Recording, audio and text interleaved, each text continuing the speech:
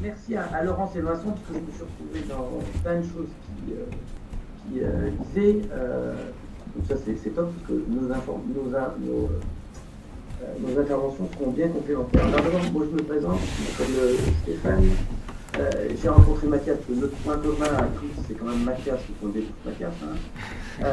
Quand je faisais une thèse quand je faisais un DEA, avec ça existait encore DEA, à Dauphine, et maintenant je dirige une école, comme il l'a dit, qui fait donc une école qui est post-bac, qui existe depuis 30 ans, qui fait du film d'animation, qui fait du design et qui fait du jeu vidéo, qui fait des programmes en bac plus 5.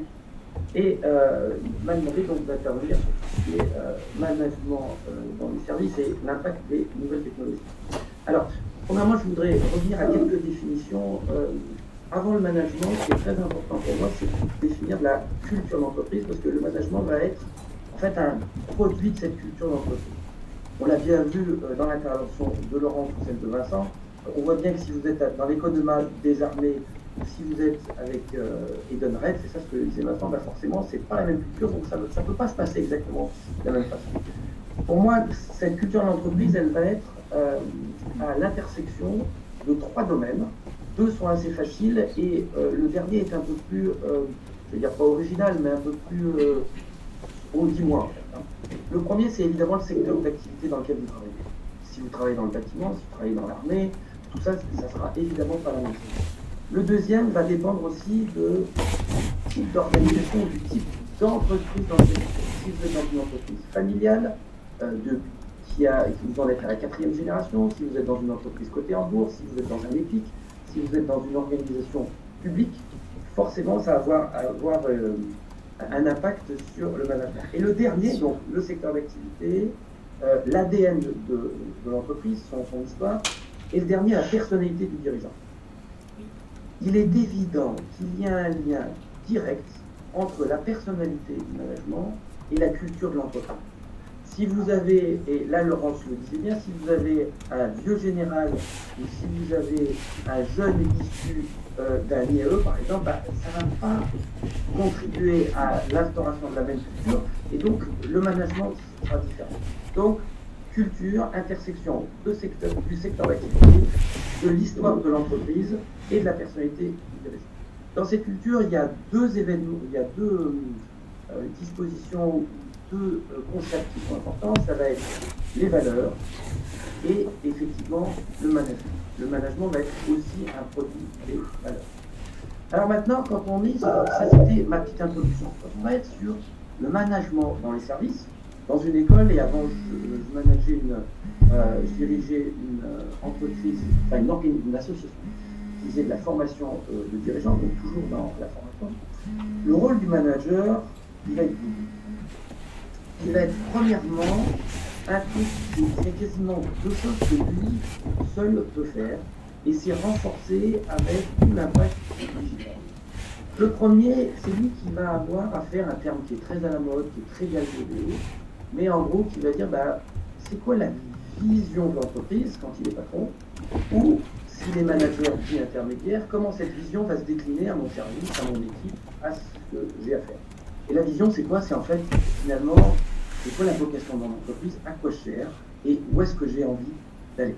Il est essentiel, vous comprenez bien que ça va avoir un impact direct sur le management. Si vous avez envie d'être un leader mondial, si vous avez envie de faire beaucoup d'argent, ou au contraire, si vous avez envie d'apporter énormément de valeur à vos clients, on voit bien qu'à un moment, ça ne va pas se traduire comme ça. Donc la vision et sa déclinaison dans l'opérationnel. Et donc, première étape, voilà, premier rôle du management. Le deuxième étape du management est de se dire, le terrain a toujours raison. Donc ça c'est évident, ça a été dit par tout le monde. Mais concrètement, quel va être le rôle du manager? Il va avoir un rôle essentiel vis-à-vis des problèmes. C'est-à-dire qu'une organisation se développe à partir des problèmes. On avait appelé le rôle de pompier tout à l'heure, mais à partir des problèmes qu'elle est capable de résoudre ou que ses équipes sont capables de résoudre. Et il y a 2 événements, enfin 2 choses fondamentales qui fait qu'il faut être collé au terrain et donc collé au problème, parce qu'on sait bien que le terrain, c'est que des problèmes. C'est des gens qui ne sont pas contents, c'est rarement les gens qui sont contents qui viennent nous voir. Les gens qui ne sont pas contents, qui disent qu'on aurait pu faire différemment, qu'ils ont payé pour ça, mais finalement, ils n'ont pas eu ça. Enfin bref. Et dans tout ce qu'ils disent, il y a quelque chose à prendre. Donc, pour pouvoir traiter les problèmes de façon à peu près correcte, le premier rôle du management va être de mettre en place une culture qui va aider ces équipes à séparer le problème de la personne. C'est pas parce que, ou autrement dit, c'est pas parce qu'il y a un problème que quelqu'un a mal fait son boulot. Et ça, c'est essentiel à comprendre. Parce que si vous n'arrivez pas à faire cette séparation entre la personne et le problème, ben en fait, vous n'aurez jamais le bon problème qui va remonter. Et vous n'aurez que des gens qui vont essayer de justifier ce qu'ils ont fait, ce qu'ils n'ont pas fait, et ça n'avancera à rien, si ce n'est à créer de la tension dans l'organisation. Et ça, c'est un boulot énorme du manager, de se dire, j'aide à séparer le problème de la personne. Et ça, c'est un boulot quotidien. Parce qu'on sait bien que quand on est en pleine forme, quand on vient d'avoir une série de succès et qu'on a un problème qui arrive, bah, c'est assez fastoche à dire oui, bon, c'est un problème, et voilà tel qu'elle est.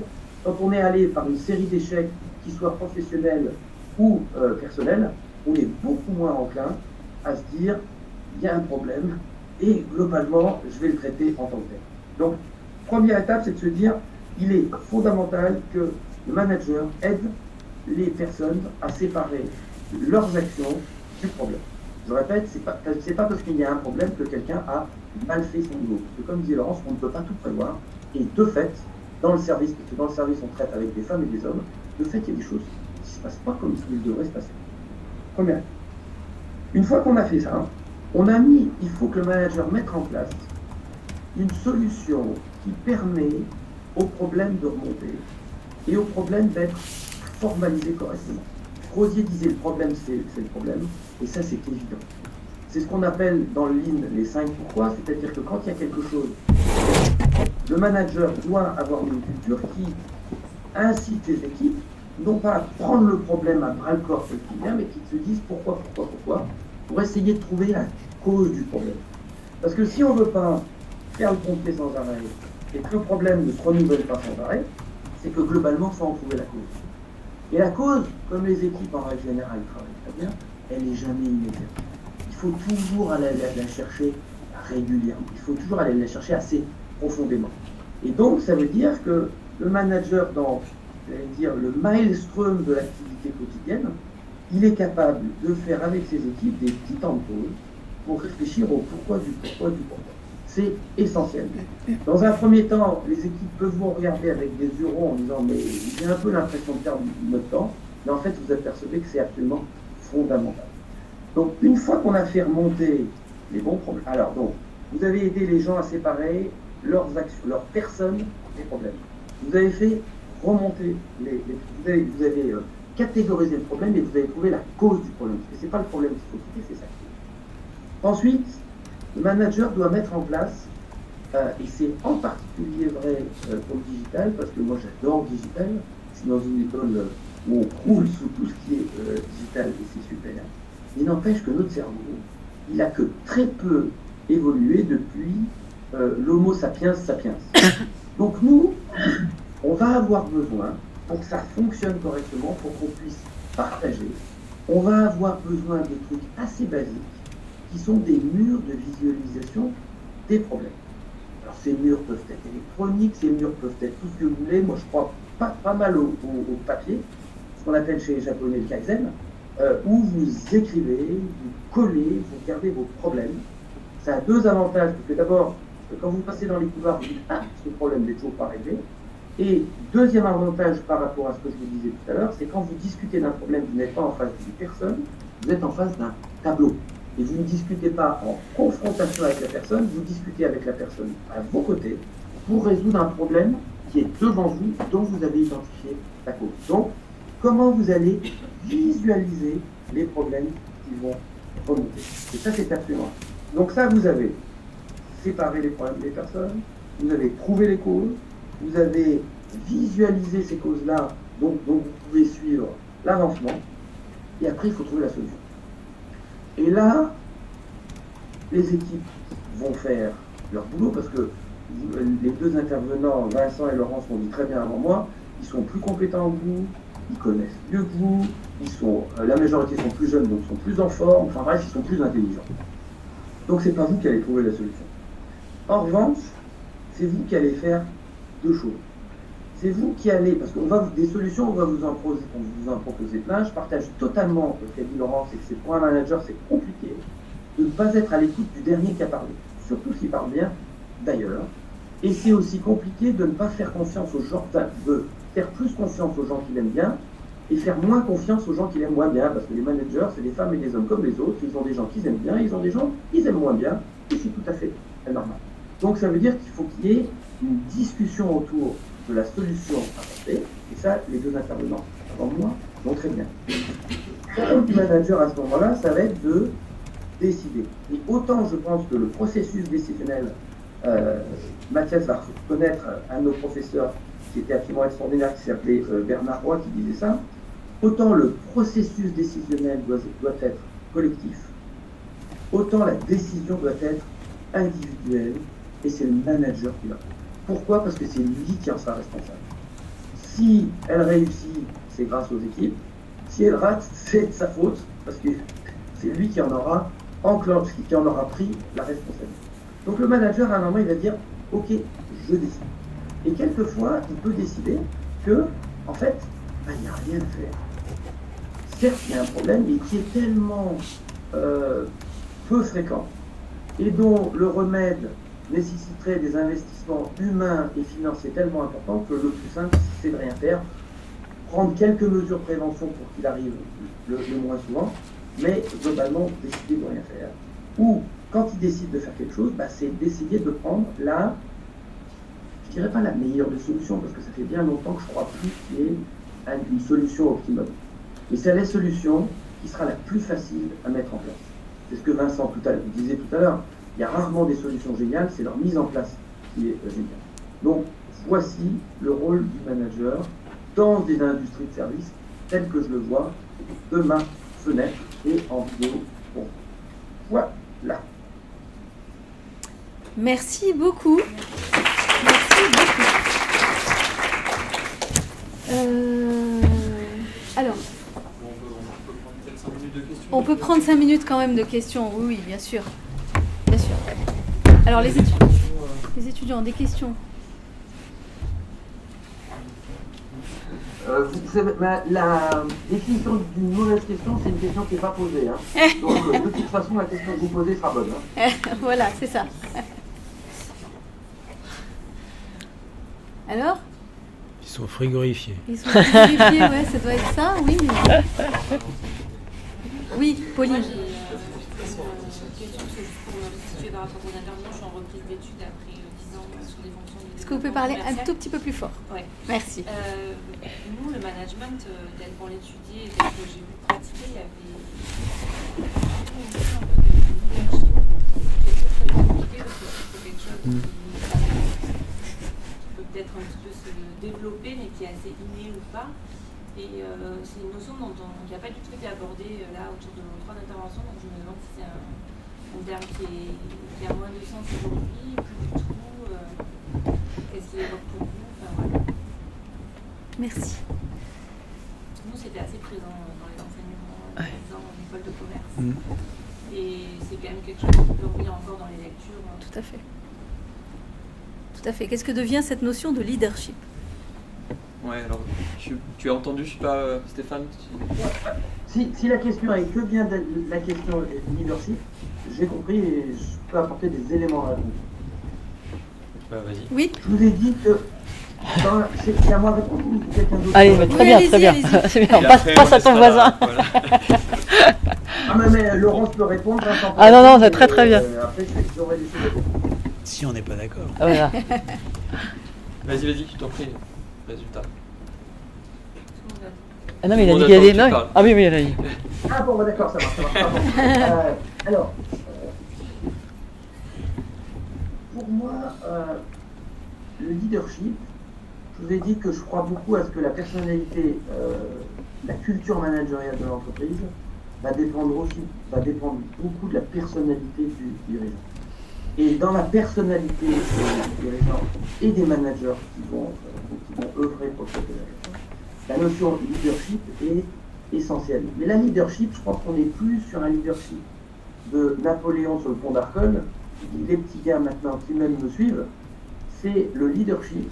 Pour moi, tel que je le vois, c'est, même si j'ai une notion un peu originale, c'est apprendre les gens à s'aimer au sein de l'entreprise. Oula. À s'aimer, ça n'a rien à voir, la notion d'amour, c'est évidemment pas l'amour dans le couple, À semer ou à l'amour s'aimer? des À enfants, s'aimer, mais c'est un notion aimer d'amour. les personnes, il faut que les personnes s'aiment au sein d'une organisation, ça veut dire C'est se fort. respectent, s'écoutent et envie de construire quelque chose. La base du leadership, pour moi, c'est poser la culture qui va permettre aux gens d'aimer travailler ensemble, d'aimer construire des choses. Donc quand je dis le leadership, c'est pour ça que c'est l'inverse de Napoléon pour moi, c'est ce qui se passe quand le dirigeant n'est pas là. C'est ce que le dirigeant a mis en place et ce que les gens vont avoir retenu et se dire, ah oui, tiens, voilà ce que j'ai appris. Le leadership, c'est de faire grandir les gens, c'est au sens de autoritas en grec. Autoritas en grec, qu'est-ce que ça veut dire? Ça veut dire faire grandir, faire développer les gens. Et globalement, un bon leadership, ça marche quand une organisation marche sans son patron.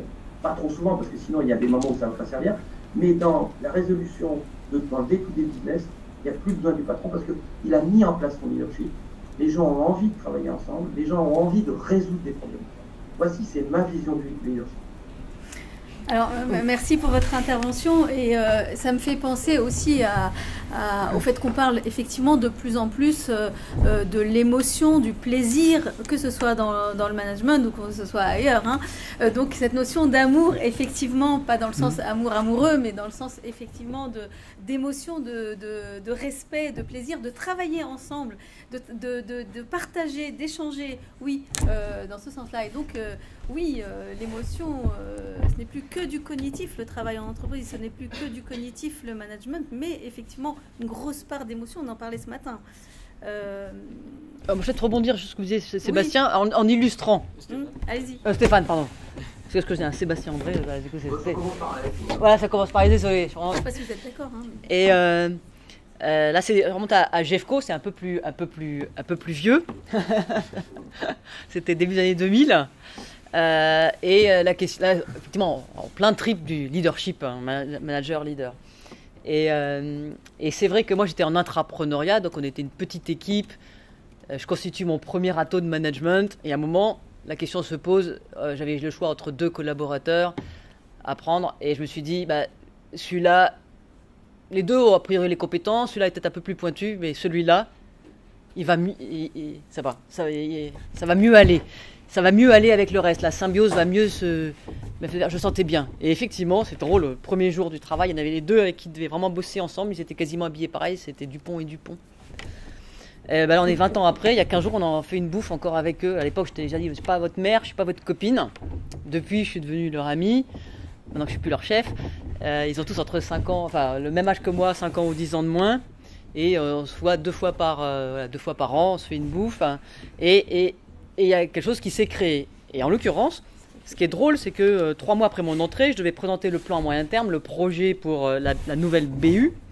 Et donc, j'arrive avec mes collègues cette mois pour présenter ma BU. Et je commence, je fais la maline. Voilà ma vision et le positionnement que je propose pour l'activité sur laquelle on m'a demandé de travailler. Et donc, déjà, mes collègues me regardent avec un drôle d'air. Parce que c'était pas des tableaux directement avec des chiffres. Hein. Et c'est un peu technique Danone là. Et le PDG me dit, Laurence, avant la vision, il y a le rêve. C'est quoi votre rêve pour Jeffbox? Alors là, tout le monde rigole en son fort intérieur. Pas moi. Je dis, bon, alors là, j'avais pas prévu celle-là. Qu'est-ce que je vais raconter? Plus j'attends, plus il faut que je trouve un truc intelligent. J'ai pas de truc intelligent à dire, donc il faut que je dise assez rapidement pour que entre les deux. Quoi. Et alors, je sais pas, ça me vient l'image de mon PDG d'avant, les 2 pieds sur son bureau, en pleine journée, quand il n'était pas au golf. Et donc je réponds. Un vrai leader, quoi. Voilà. Et donc je réponds, ce sera pouvoir me mettre les 2 pieds sur le bureau. Là, je sens mon chef direct sur mon côté, déjà en train de se dire, je vais signer sa lettre de fin de période d'essai. Mais en fait, fondamentalement, c'était ça. Il faut. Et d'ailleurs, le PDG, lui, quand il voit tout le monde, il rigole et il dit bah oui, vous n'avez pas compris ce qu'a dit Madame Capieux, c'est qu'elle va construire un truc tellement solide et que, ça tiendra tout seul. Et quand 4 ans après, je suis parti, effectivement, pendant 2 ans, ils m'ont pas remplacé. Pendant 2 ans, ils se sont dit finalement l'équipe de management, l'équipe d'encadrement de la BU. Elle tourne toute seule. Évidemment, à un moment, il y a un peu des frustrations parce que il y en avait qui ils disaient pourquoi du coup on fait le boulot sans avoir les galons, la rémunération, la reconnaissance et tout. Mais l'idée c'était vraiment ça. Et on était considérés comme une bande dans le truc. Et donc, et pour moi c'était, peut-être que ce que j'avais appris, non pas à l'école, mais dans mes expériences précédentes. Et c'était l'idée de créer un peu cette famille, et facilité par le fait que quand on est un petit noyau, une petite bande dans une grosse boîte, si on veut exister, entre guillemets, il faut faire son petit nid. Mais je pense qu'à fur et à mesure, on peut élargir ça et se dire que le grand leader charismatique, on en voit certains aujourd'hui et ça fait pas forcément rêver. Donc, je pense qu'il vaut mieux plutôt aimer ses troupes. Quoi. Renforcer un petit truc, on connaît plus de grands leaders charismatiques. Parce que le problème du grand leader charismatique, c'est quand il vous emmène dans le mur, personne ne lui tire la manche en disant on va dans le mur parce que personne n'ose rien lui dire. On a des exemples assez récents qui font ça. C'est vrai aussi. Je vais compléter et aller dans votre sens, tant à Laurence qu'à Stéphane. Moi, c'est une notion que je n'utilise pas du tout en interne et y compris en externe. Par exemple, le terme, je crois, n'était pas dans ma présentation. Moi, je suis très très mal à l'aise avec cette notion-là, qui je trouve est très très ambivalente, assez dangereuse. Donc, dès qu'on pense leadership, alors que honnêtement, il y en a partout dans les livres de management. C'est effroyable.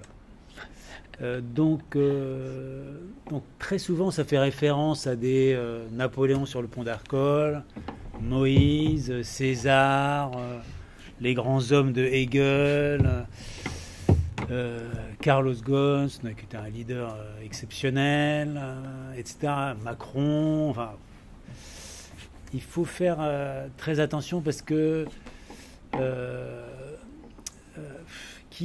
pour le dire très simplement, qui dit leader dit suiveur. Donc si vous voulez être dans une entreprise avec un leader dit charismatique, ça veut dire fondamentalement que vous êtes un suiveur. Donc si vous êtes un suiveur, et je reprends mon intervention précédente, à partir du moment où moi je vous ai considéré comme des knowledge workers ou des cerveaux d'œuvre, c'est totalement antinomique. Si vous êtes autonome, auto-motivé, autonome, quel est l'intérêt d'avoir un leader? Effectivement, il va vous emmener dans le mur. C'est sûr. Il peut être génial pendant 2-3 ans et après, l'hubris cédant, il n'y aura plus de contrôle, il va s'entourer de yes men et ça va être une catastrophe. C'est ce qu'on voit mais tous les jours. Donc moi, je fuis les entreprises avec des leaders dits charismatiques. C'est une catastrophe. Alors après, et c'est là où c'est ambivalent, c'est que, entre guillemets, le leadership, il y a quand même quelque chose derrière. Il faut quand même qu'il y ait un pilote dans l'avion. Oui. Quoi. Le leadership, c'est plus qu'un pilote. C'est un petit quelque chose en plus. Donc c'est la notion que j'avais prise et que Stéphane reprend, l'histoire de l'autorité, ce qui augmente. C'est un peu ça le leadership. Mais il faut vraiment redéfinir le leadership de manière un peu plus modeste, plus humble. Entre impulser et emmener. Voilà, la différence. Moi, j'emmène pas mes équipes. On voit ça aussi dans le lead management. Le manager de maintenant, c'est celui qui entraîne ses équipes. Pas du tout. Moi, j'entraîne pas du tout mes équipes. Moi, je crée un écosystème. C'est déjà difficile. Je crée un écosystème ou un environnement. Stéphane, je crois, l'a dit avec ses mots. qui favorise, entre guillemets, la productivité, l'efficacité, la motivation, l'amour. Bon, j'irai pas jusqu'à l'amour, mais et c'est déjà pas mal. Et déjà, alors c'est un peu du leadership, mais c'est du leadership modeste. Hein, il y a du slow food, c'est du slow leader. Hein. Vous voyez ce que je veux dire? C'est plutôt modeste, humble, et c'est déjà difficile. Et les gens d'ailleurs vous sont reconnaissants de créer un écosystème, un espèce de coworking. Visiblement ça marche. Voilà, les gens aiment bien. Voilà, ben, ils se sentent à l'aise, ils s'aiment. Alors moi, de manière un peu ironique, je reprendrai exactement sa phrase, mais je ne l'écrirai pas de la même façon. Hein, donc c'est un leader, éventuellement, c'est quelqu'un qui fait en sorte que les hommes et les femmes de l'entreprise s'aiment, S'.